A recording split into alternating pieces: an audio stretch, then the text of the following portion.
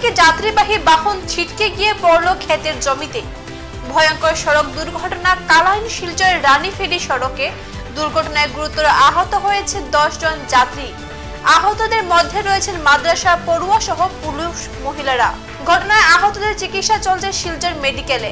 ঘটনার বিবরণে জানা গেছে, শনিবার সকাল AS 11DC 1645 নম্বরে একটি যাত্রীবাহী আইরিস বাহন নিয়ন্ত্রণ হারিয়ে সড়ক থেকে ক্ষেতের জমিতে ছিটকে পড়ে। বাহনে থাকা 10 জন যাত্রী বর্তমানে গুরুতর আহত হয়ে শিলচর মেডিকেল কলেজ ও হাসপাতালে চিকিৎসাধীন।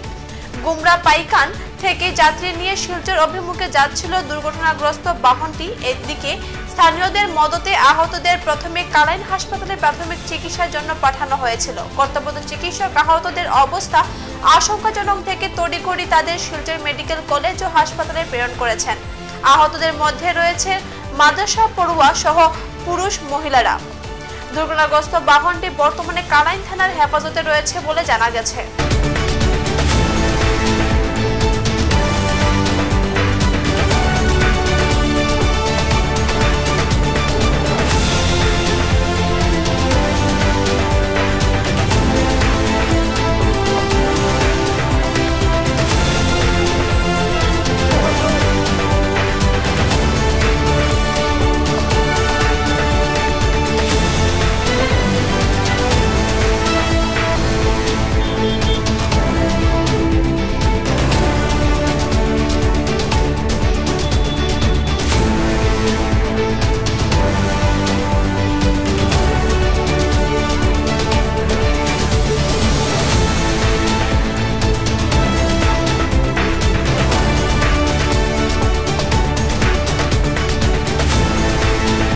বিদায় নিচ্ছি। পরবর্তী সংবাদ পেতে আমাদের সাথে থাকুন। ধন্যবাদ।